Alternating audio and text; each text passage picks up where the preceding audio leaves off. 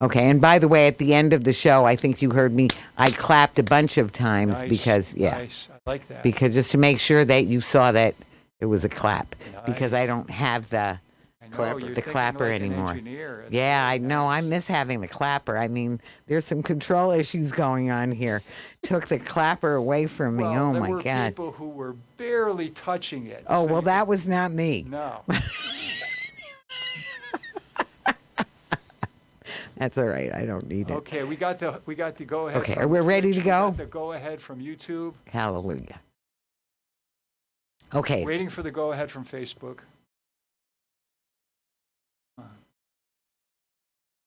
You got it. Okay.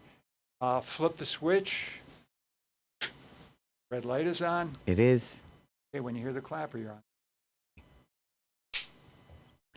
Welcome to Talking Peace with the Western New York Peace Center, being recorded here at Think Twice Radio in the home of the future, also the home of our friend and producer, Richard Wicca.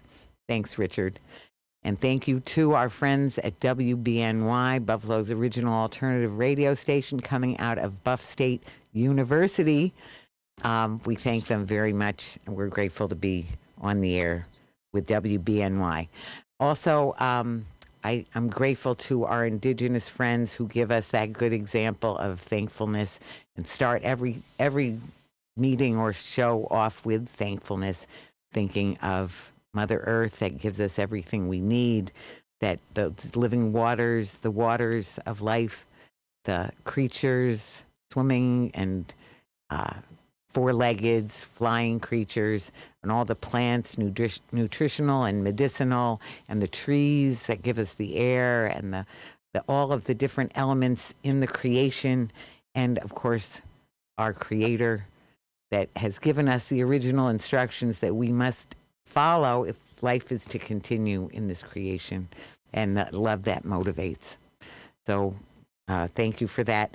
So we have a little bit of a hybrid show today. I'm very excited to continue talking about justice needs, and that includes very heavily about the blizzard that we just experienced, the devastation of the blizzard that we just experienced here in Buffalo and Western New York. And then we're also going to get into talking a little bit about fascism. And back to, I think, you know, if I had an overall thing for this, people, it's about our priorities, you know, and our values, and what is the important thing to work on. So in terms of doing that, we have two very wonderful guests here who just, you can hear the immediately previous show. We've already been talking about it with Peter Rizzo. Peter, welcome, Peter. Thank you so much for having me again. Yeah, Peter is an urban planner, and he is part of the Fair Fines and Fees Coalition. And, of course, our friend of the show, Mike Niman. Hi, Mike. Hi. Professor Mike Niman, who is a media studies professor and communications professor at Buff State University, and also a friend and advisor to the Western New York Peace Center, and an author and commentator. So, so we're resuming the show. I'd still say, you know, any particular value you want to bring up in this connection, Peter? I like what you brought up in the last show, and that was love. And I think that we can harbor a lot of anger and hatred sometimes, and that's often our initial reaction. But at the same time, it needs to be underpinned with this notion of love for humanity. We're here to help and to serve other people. We're a society. We need to work together. And we hope that that message is adopted and embraced by people in positions to make changes. Right. Well, thank you. Thanks, Peter. And Mike? I'll continue the same theme, you know. Yeah. And it's when we're facing problems, we're facing challenges, to remember love and think about the things in the world that you love. and the Right. people you love and the ideas that you love. And, we're incapacitated by thinking about hatred and the negative. Mm-hmm. That's why in the last show I was talking about, we need to vote people out of office, but we need to have a vision beyond that and vote people in office and look at solutions. So Right. love. And I was really impressed. And I was talking to Vicky about this last week when after the massacre at Tops, Mm-hmm. the Buffalo Bills showed up the next day with their Choose Love T-shirts and bumper stickers, and to see an NFL campaign, and now they're just like making hearts all the time, and that's becoming and loving on each other, and like, oh my God, this reconstruction of masculinity in the heart of the NFL is really kind of like this is love, man. Wow, that's the fuel. Yeah, it's it's all about love to me. It's always about love, and love has to be, number one, 1 through 101. It's what motivates. It's what motivates activism. It's what makes the world go round. There is that old song out of Carnival, "Love makes the world go round." But anyway, I think it's what gives meaning to life. But I also like to bring up about truth, and because truth, back to what you were saying about honesty, that truth. So the truth is that this community has been brutalized. The truth is that things should have been done differently, because you can tell by the result that we had. So I want to bring up one other thing, and I did touch on it just in the previous show, of reverence for life. So the things that we love, if we that reverence for life is one of the things that might be a determining factor in really both these conversations about the blizzard, but also about fascism.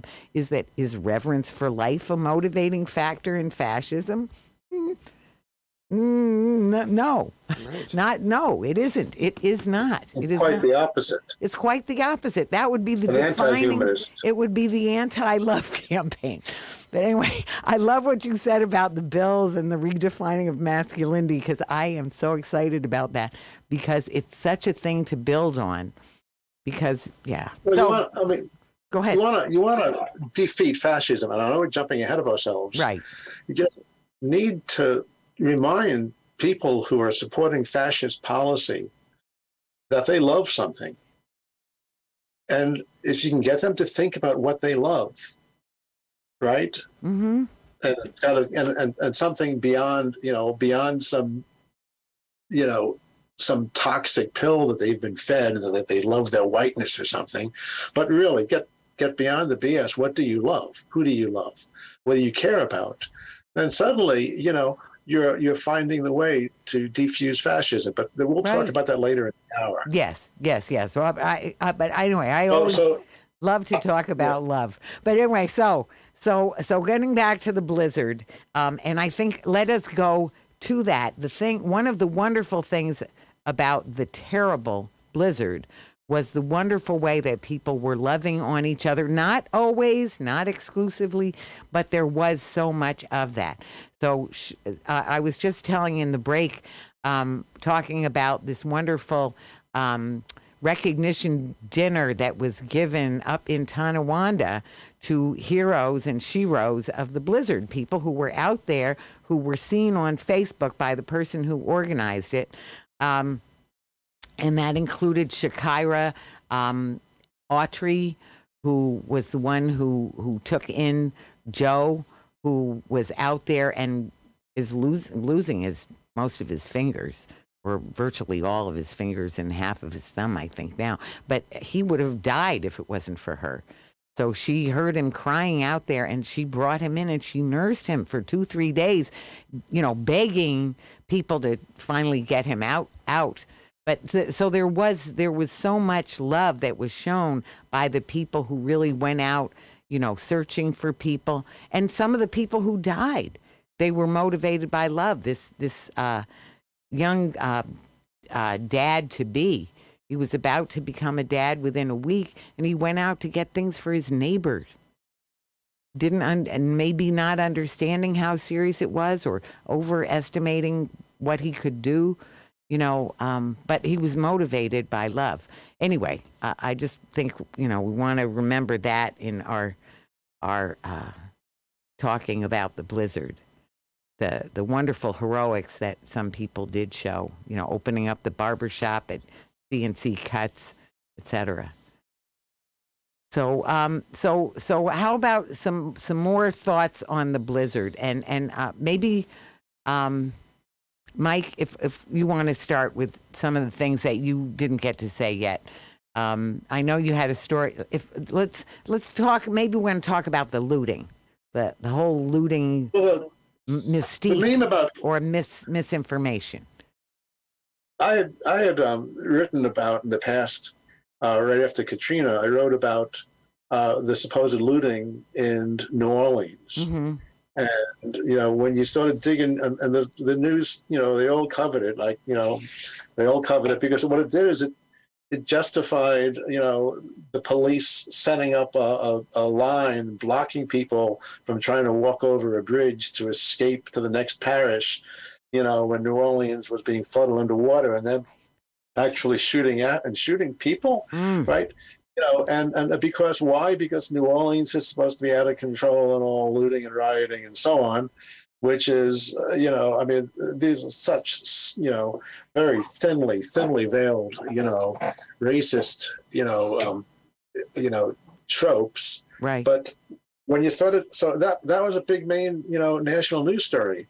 Then afterwards, when journalists started drilling down deeper and community activists started drilling down deeper, that the vast majority of the supposed looting that was reported didn't really happen, and that then there's a story in the Buffalo News, I believe it was, about a doctor from Buffalo who was at a conference in New Orleans, mm-hmm. and they were they're reporting on him as being a hero because he had set up a medical clinic in a hotel and was basically, treating people who are like in the hotel.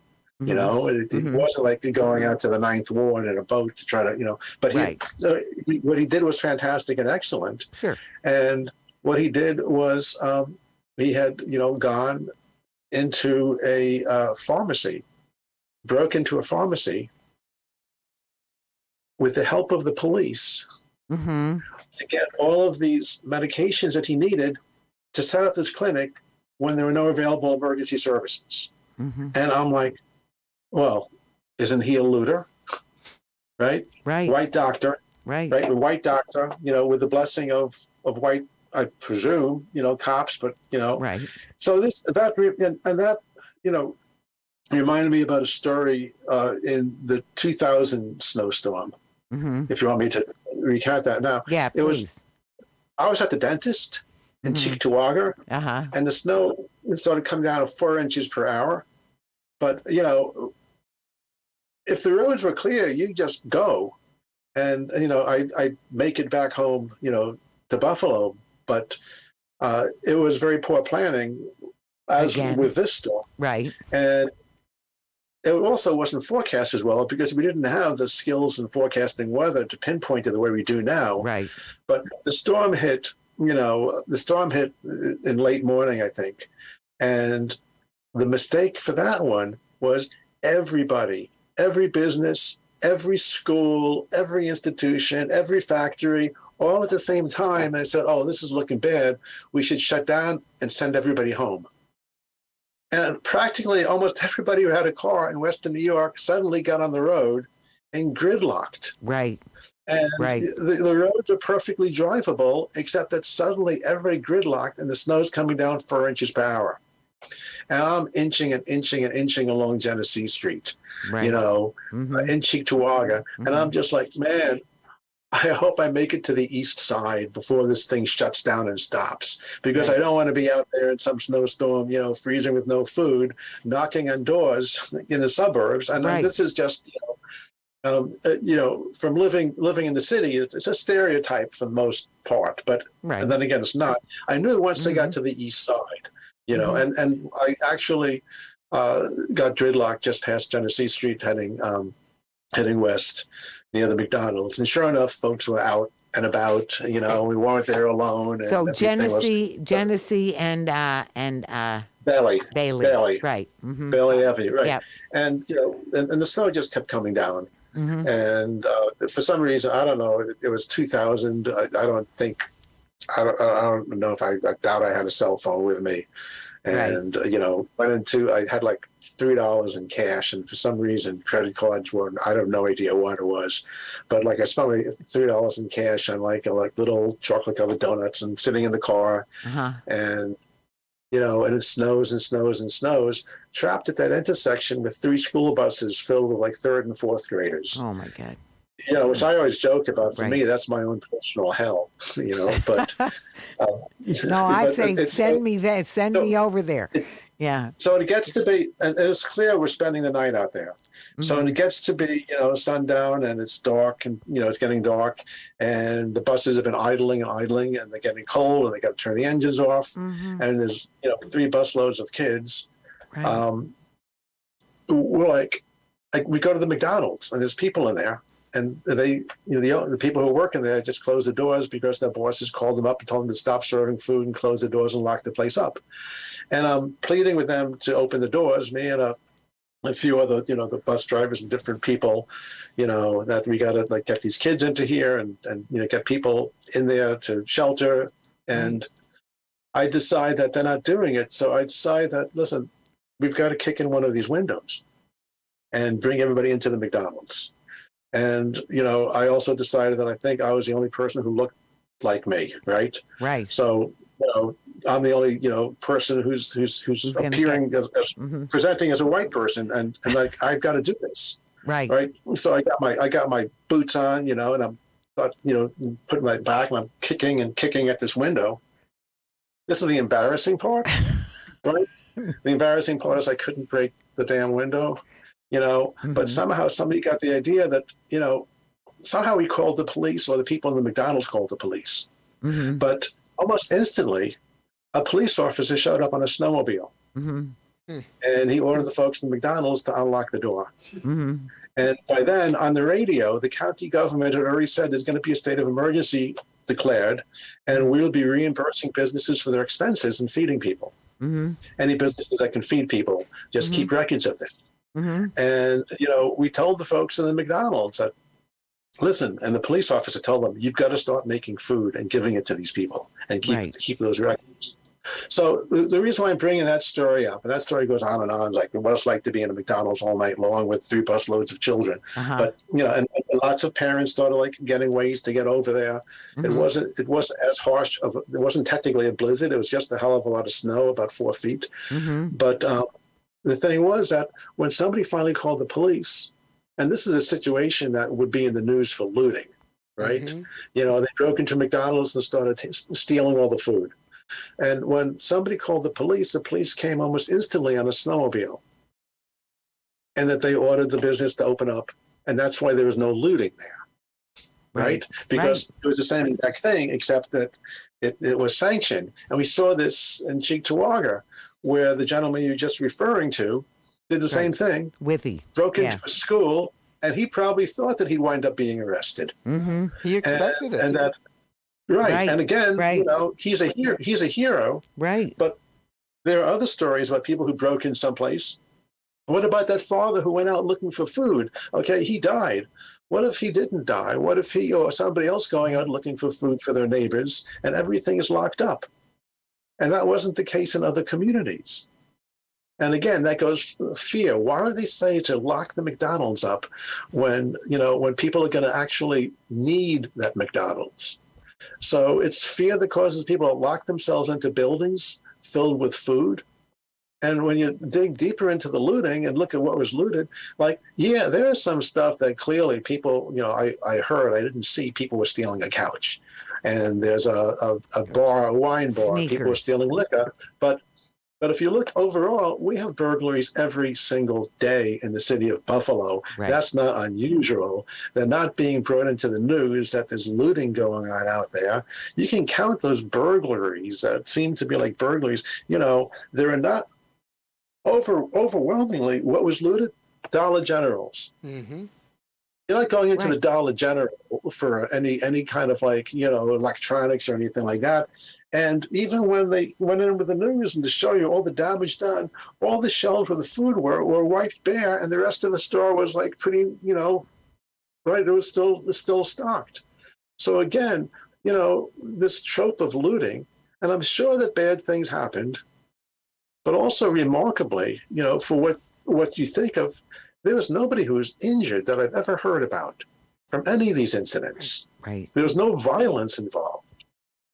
And then the stores that were looted, rental stores, furniture rental stores, Right. stores that have been, this biggest story, there's been looting going on all along. And yeah, it's terrible what happened to the Rite Aids, but the Rite Aid on Grant Street, I remember going into Rite Aids once I think I had in my investigative reporting class doing this. Mm-hmm. Take an item, a common item, like isopropyl rubbing alcohol. Rite Aid on Delaware Avenue, it was sold for $1. Rite Aid on Grant Street, it was sold for $1.49. Same size, same everything.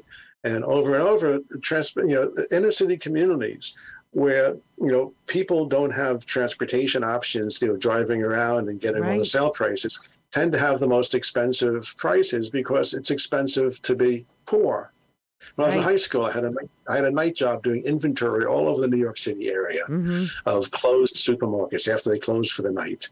And I found the most expensive food in the entire metro New York area was in the South Bronx, and the cheapest was in some place called Comac, Long Island, right? So, I mean, there's this perspective, too, on what's happening in these incidences whereby, all of your support structures collapse, you're hungry, but look at the businesses that were so-called targeted. There are places that had food locked up, but there are also, with the rental center, places where everybody in the community has heard some story about somebody who paid 4 times what something was worth, in these monthly rental fees, Right. only to have it Right. repossessed because they missed a payment. And that's also been the cause of urban unrest because of these usurers and this outright, financial abuse of communities. So when I started hearing that it was rental centers, again, it's like, put the looting into perspective. Right. I'm not excusing it. I'd Right. much rather see, some kind of a class action lawsuit. I'd much rather see some political solution, but most of this was food and a few predatory businesses that, so yeah, and that becomes a major story. At the same time, people, again, go over the magic line into Kenmore, had emergency services, had access to food. And, we're talking, a lot of this so-called looting didn't take place until you get into the 3rd day of this storm. Right. And then 4 days, 5 days, streets are still blocked. People can't get to work. So yeah, the looting thing was just such a massive distraction and such a dishonor to the, more than a dishonor, such a disgrace, Yes. in light of Mhm. the people who died and what was actually happening to the communities. And they're going out, putting out this story to the nation that these poor communities are being looted. No, these poor communities have been looted, Right. Right. and this is an emergency situation. And in no way, of course, somebody's going to twist my words and say I'm supporting looting and I'm condoning looting and so on. But no, that's not what we're talking about at all. Right. We're just talking about, dropping the same pre-scripted story into the middle of our emergency. It's hard to love people who are doing that. Right. Right. Peter? It's absolutely horrendous. And we mentioned in the first hour that we live in the 3rd poorest city in the nation, in the United States. There are many, many families, many households that do not have food. Children who go to bed hungry every single night.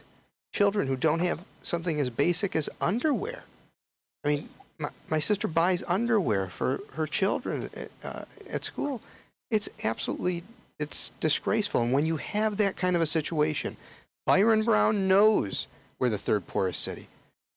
Mark Poloncarz knows Buffalo is the third poorest city. Where is their poverty plan? None of them have presented it. They don't have a poverty plan. They don't have a strategy for getting people the assistance and services they need, helping them rise up. Because when they, as India said in her campaign, when they rise up, we all rise up. It's absolutely the truth. Before we get too far off, I just want to, for those who experience damage to their home, it is imperative, and I've talked to folks who tried to contact the city for assistance, and they got zero help. Zero help. Thank you, Mayor Brown, for providing zero help to residents of the city who tried to contact you. When folks finally reach New York State, that is where they found assistance. And we're going to put into the comment section or the notes under the video on YouTube at least, a link to a form that you should fill out if you experience damage to your home. New York State and the Erie County are taking inventory at the direction of New York State of homes that were damaged, and assistance will somehow be provided. It's unknown yet how exactly that will happen, but at least have it documented. There are people whose homes were absolutely destroyed. A friend of mine, the pipes burst in her walls. Those pipes were behind plaster. They were wrapped in asbestos. Now, asbestos abatement. Guess what? That's not covered by homeowners insurance.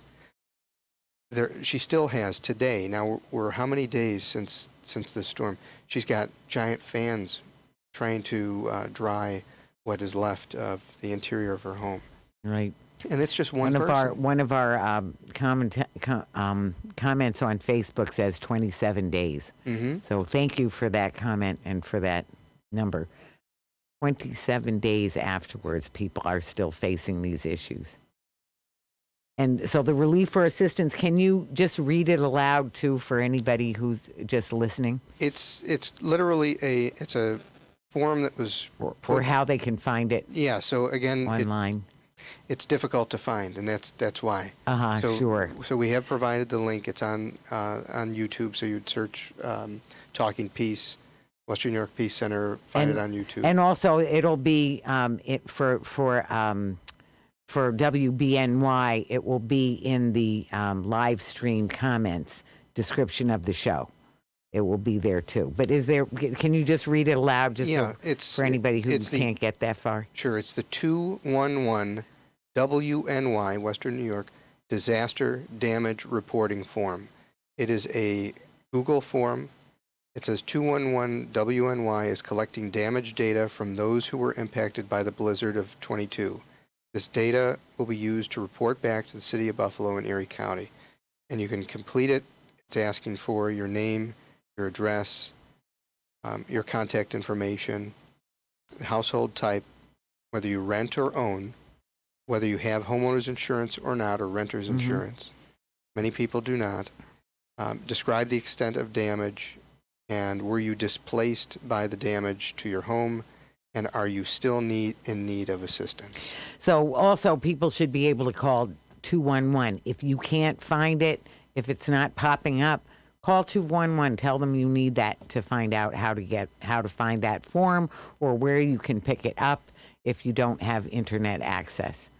So that's one thing. Another thing, we talked in the last show, and I want to mention now, the Fair Fines and Fees Coalition that the Western New York Peace Center is part of. Both Peter and I are part of, and so started with Reverend George Nicholas, and other, there's lots of different groups that are part of it. Black Love Resisting the Rust and the Western New York Peace Center, Western New York Law Center, a lot of different actors. And one of the campaigns that we talked about in the previous hour, the Just Streets campaign, is about reimagining safety. And one of the big things about it is also about getting the police out of traffic enforcement.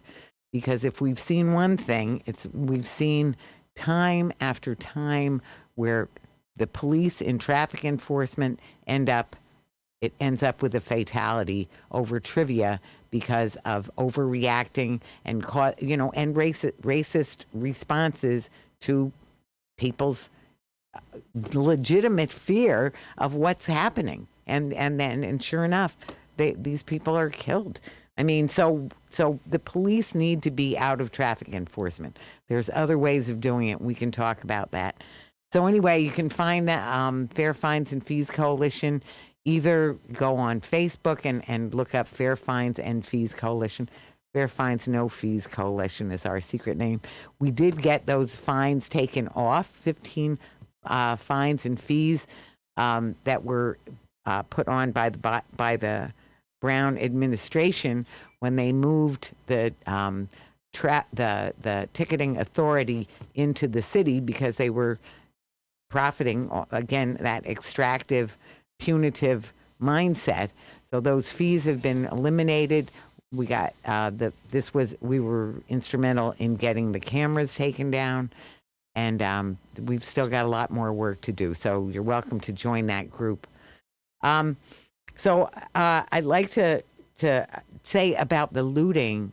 The other thing that I think about it is, as you say, so many other settings, it wasn't called looting when people in Kenmore, if somebody broke in to get food, it was not being called looting. So that's the one thing. And then for the looting that did take place, and there was some, I know some people are very upset about some neighborhood businesses that were not extractive that also got robbed. How that was the priority over the people who are dying and freezing to death, that's the part, that's the rub. Because that was made the priority. That was an emergency. All of a sudden on Sunday, Christmas Day, that's what they're worrying on, not the people who are dying in the street and in their cars and in their homes. So that to me, and the other thing about looting, people in Buffalo are hurt and angry, traumatized. So, it's not an excuse. It's not an excuse. It's a reason. It is a reason. When people see that they're being treated like second-class citizens, that they don't have the advantages, that they don't have the infrastructure, that they don't have the plans in place for people's needs, that people didn't have food, that people can't afford 4 days or a week's worth of food or the time to go out and get it. I mean, so when people are angry, when people feel justified in doing a wrong thing because they're so angry, it's not, again, I just can't say it enough. It's not an excuse, but it is a reason. Things need to be done differently in this city. We need to recognize the amount of racism in the policies that we have, that the policies are not meant to care for people's needs. But they are meant to care for property rights and profitability and et cetera. Ask yourself this question. Well, go ahead. Go ahead, Mike. No, go ahead. Yeah. Well, what would you do if you had no food? What would you do? Right. You'd do exactly what these people did. Right, especially because your kids are hungry. Right. You would do what they did. I mean, that's about love. They're acts of love. You can't put any other term. when like I said, when it was about stealing a bunch of sneakers or whatever it is, I know there's Different somebody story. So Yeah. fine, but that's the priority. You're going after people with sneakers versus saving people who are freezing to death in the snowbank. Go ahead. And just for clarification, I don't think any of us is saying that we don't want the police to respond to ongoing crimes and burglaries and so on, because we need sneaker stores to be able to survive blizzards so we can buy sneakers. Right. But it's not a matter of them using human power to get out there and board up places whose doors have been compromised. They went out there and left the doors open and then spent hours staking them out so they can arrest whoever walked through, and then hit the news and say, we have a looting arrest, we have a burglary arrest. In all likelihood, those are going to be tossed in court because it's entrapment. So it wasn't a matter about protecting the businesses. It was a matter about arresting people and luring them in to this, to this open door. And that's like, why are you doing that in the middle of a blizzard? Like, why are you doing that ever? But why are you doing that in the middle of a blizzard when there are so many other ways that you could be saving people? And I'm sure that for many of the police officers, they would probably rather be saving people. I had a friend who was emergency, who was what do you call it? Who was a nurse, EMS? and she got she was actually. She was doing these field clinics, but she got addicted to saving lives. Right. I mean, there's some kind. Right. I'm sure that the cops would rather have come back with stories about lives that they saved rather than, well, we waited a half an hour and this poor sucker came in and we nabbed him. We waited until he picked something up and then we got him. That's not the stories that they want to come home from work with. That's probably not where they became cops, to give them the benefit of the doubt. Not across the board, but, how'd you like that assignment as a police officer? Talk about your bosses giving you these, moronic assignments that, workers always have to tell. So, the looting thing's complicated. None of us are coming here and saying, well, they're charging too much for sneakers, so it's cool. No, they might have been charging too much for sneakers. We're not supporting that. But what we're talking about is reality, and in reality, there was not much looting at all compared to the amount of love that we saw. And historically, it's all about love. It's all about everyday people suddenly becoming heroes and risking their lives to help strangers. And as we mentioned in the last show, going across, race, going across boundaries of race in this hyper-segregated city, going across boundaries of social class to bring strangers into your homes, and that was a narrative here, and they got soiled. I don't know why, why we had, our local news and, City Hall pushing this looting story, which was such a small part of what happened. And thankfully, much of the national media, meaning, serious news agencies, saw through that and focused on the story about heroics. But this is also the kind of stuff that you put out there for, a Fox News operation to just drip their teeth into. And it supports all of the racist memes that are in their information ecosystem. So why is our city government feeding into that? So I think this is a good segue into talking about fascism, because I want to talk about priorities and about values and how they relate to the rise of fascism in this country, and feelings, because I think there are some feelings in there, and the biggest one is fear and misinformation that are feeding just a horrific and dangerous rise of fascism nationally, internationally, and even locally, because some of the things we're talking about, back to the priorities and the values in the system. So can we start, Mike? What would you want to say about that? Well, I mean, Go ahead. We're in a scary historical time where fascism is ascendant. But historically, fascism has never won. It sticks around sometimes for, way too long. And there are too many people who, and too many communities are destroyed.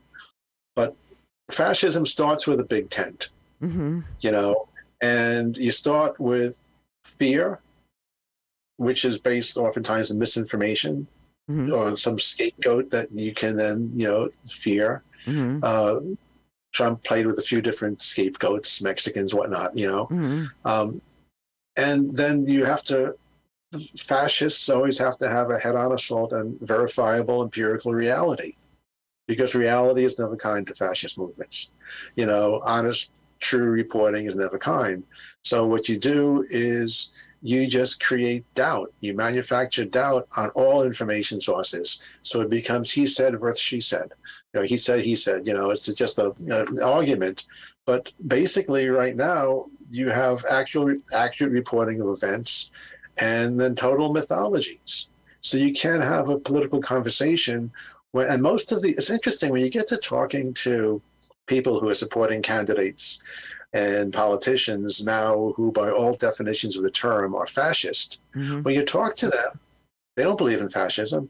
In fact, many of them think themselves to be anti-racist, and many of them, most of them would support most policies that the three of us would be supporting, about labor rights and personal, reproductive liberty and things like that. Uh-huh.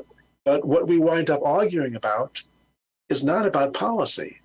We wind up arguing about reality.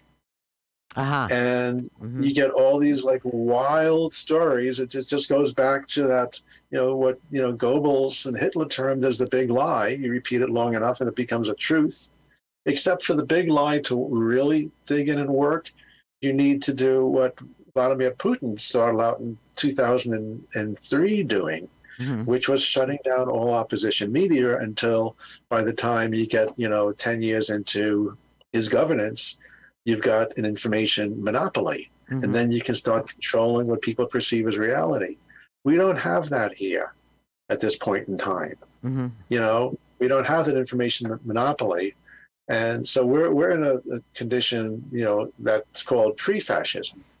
But the thing is, when you start looking at what happens to what's the end story for all fascist movements, is that they start out with this big tent, and then as they gain more power, they start attacking more and more of the people. So ultimately, right now, you've all kinds of diverse folks are welcome into the coalition, and then as they start gaining power, then they start becoming more and more racist and more, misogynistic, and ultimately they keep narrowing down the base of power until it comes to one person, until it comes to one person at the top, and ultimately what happens is that fascist movements collapse because other fascists want to be at the top. And that and ultimately, if you look at the politicians that I'm terming as fascists in this society, they're not promoting any policy. Right. It's just about power. And they'll switch their rhetoric and make up reality as they need to gain more power. You can't have all these people crazed for power without them competing against each other. And you're starting to see that right now in the U.S. Congress. And if you remove the charismatic character at the top of a fascist pyramid, then you just start seeing lots of infighting. And at that point in time, it's a matter of, trying to educate people to discern reality from total BS. And that's the basics of media literacy. So that's where we are right now. It's an information war. And, it's very frightening because you've got a big chunk of the country who has no real, who's thinking, tribally, in the negative sense, not the positive sense, in that this is my tribe. And these are the facts we believe. And this is our idea of truth. And when you dig down into it, many of those folks know it's not true. The smarter ones, the more intelligent ones, but they're going to promote it because anything that undermines reality. So anyway, that's my perspective on fascism as, critical communication studies scholar. So let me ask you this, because when I think of fascism, I think of, I mentioned a couple of the things, but one of the main ones is that it's when big business takes over the government. So that when the corporate interests become the primary interests and the 1% are running the government.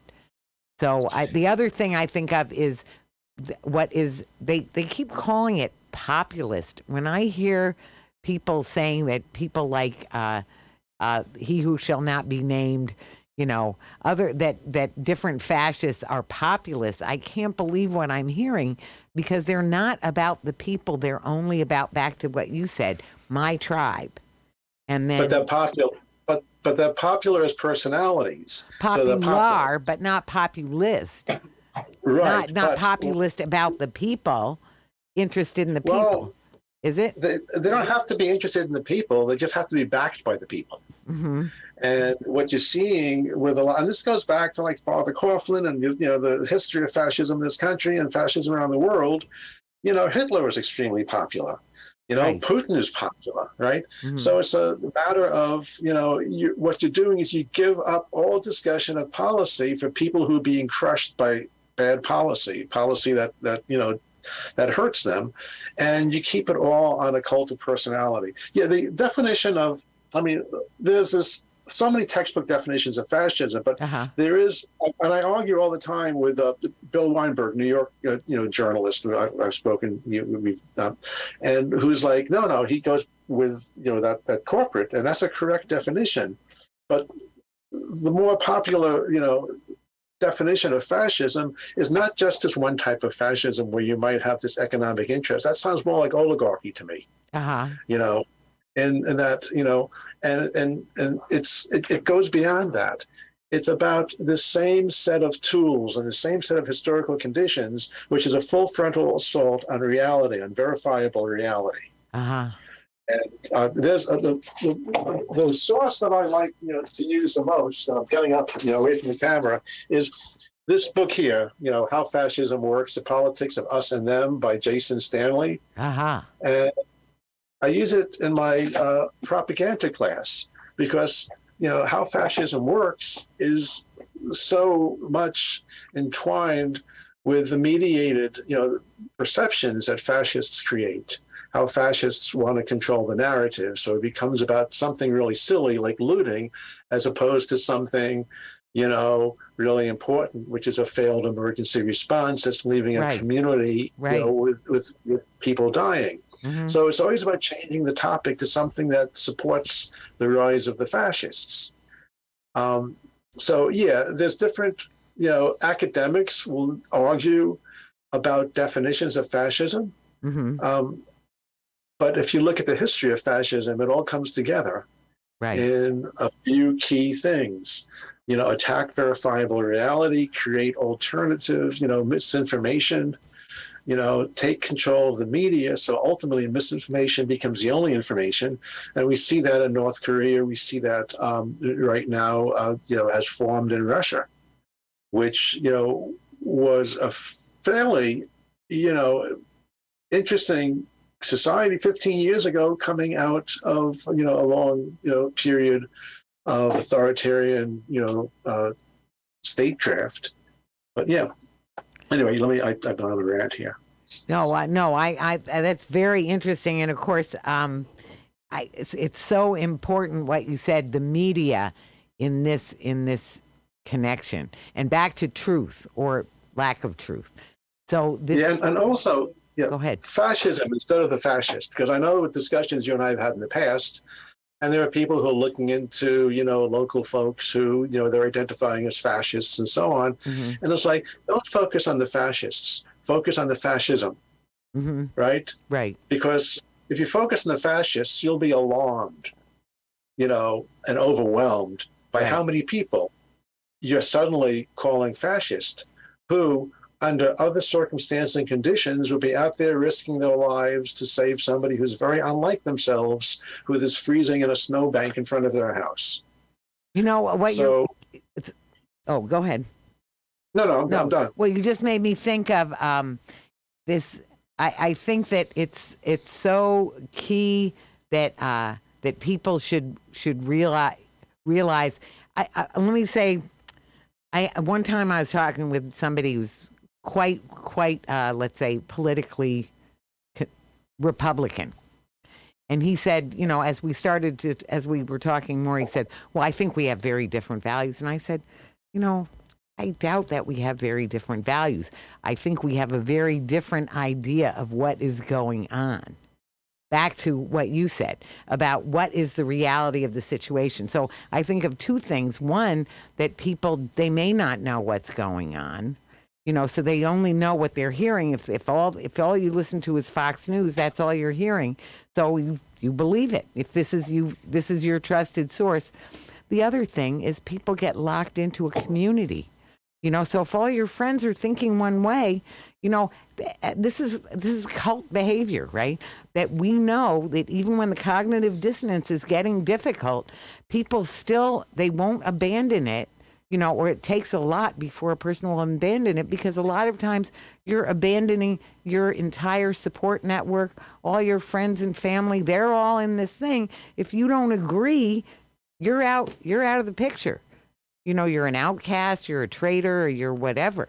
So people will stay locked in and they'll ignore evidence to the contrary because it's too hard to buck all of that in your community, which is all going that way, believing the lie. Yeah. Fascism is not about independent thinkers. Mm-hmm. Right. Fascism is about following. Right. And you don't want to be the person who is going to be the target of all of your angry fellow community members. Mm-hmm. Right now, you're all united together. Right. There's libtards out there. Right.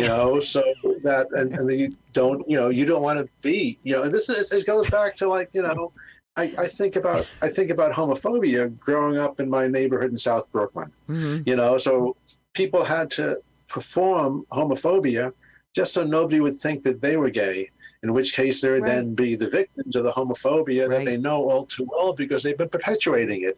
And it's the same thing with fascism. So it's not about policy whatsoever. I don't like it when people use the term conservative to describe fascists. No, well, it has nothing to do with that. About fascism, right? Right. There's nothing conservative about fighting against reproductive liberty either.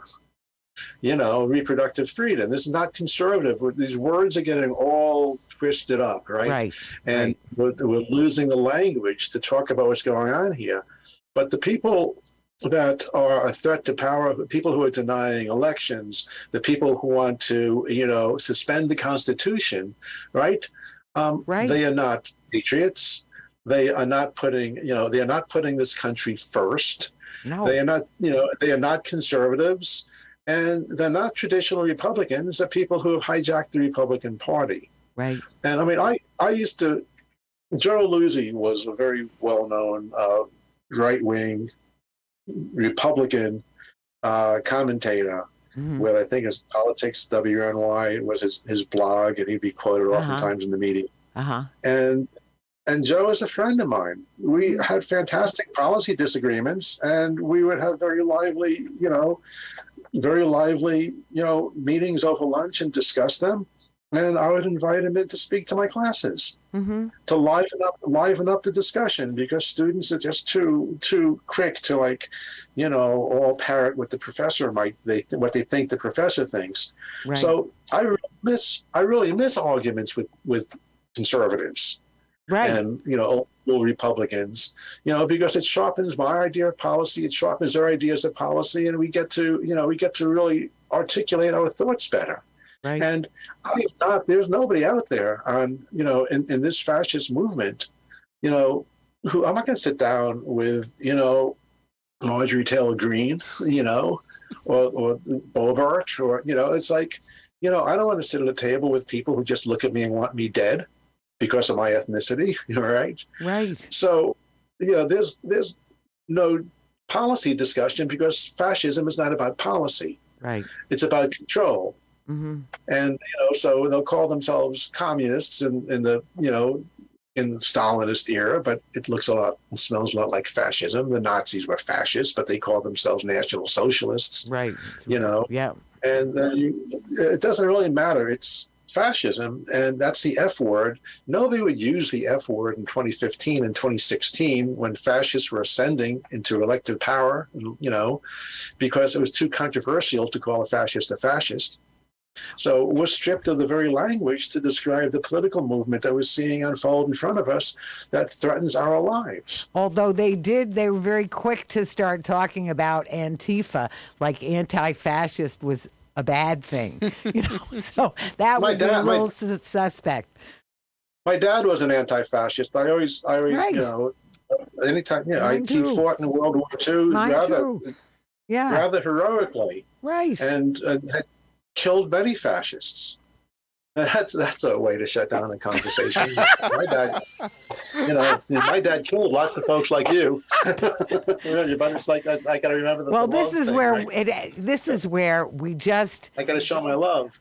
Well, it's truth and love. I always want to come back to that, because when people can at least share their truth, and maybe even Marjorie Taylor Greene, if at a moment, maybe when there's not a big, or but just anyway, whoever it is, that we're sharing our truth and listening to the other person, that's where, everyone has at least 2% of the truth. That's what one social worker said.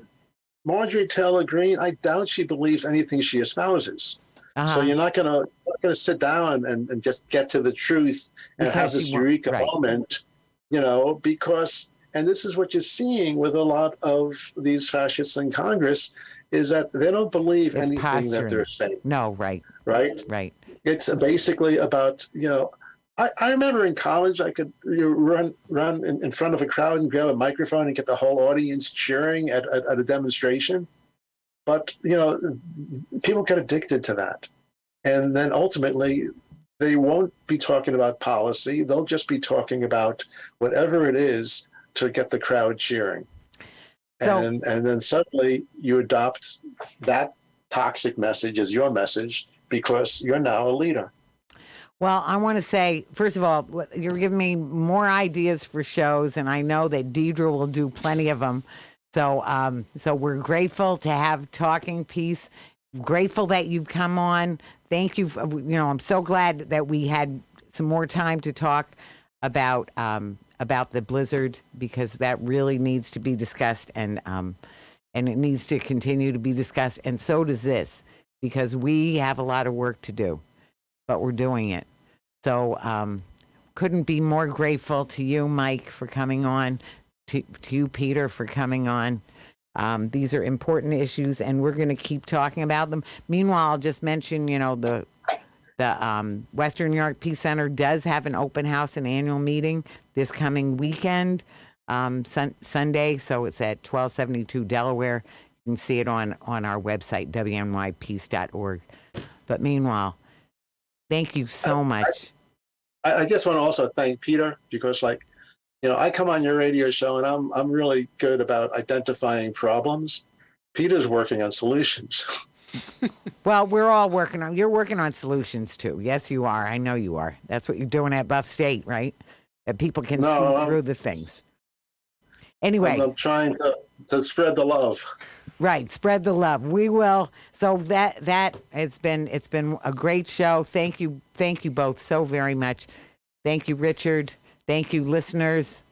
And this is Talking Peace, and together we've been talking peace in truth and love.